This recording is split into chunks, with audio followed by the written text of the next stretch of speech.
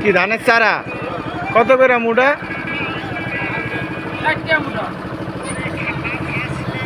তোমার এই জায়গায় যা আছে চারা তা দিয়ে কয় বিঘা ভূমি চাষ করা যাবে? 3 বিঘা ধানের এই জায়গায় মাল আছে। হ্যাঁ, একটা অভিজ্ঞতা হইলো আর কি। এনে তো অনেক বিঘা ধান আছে। ধানের চারার বাজার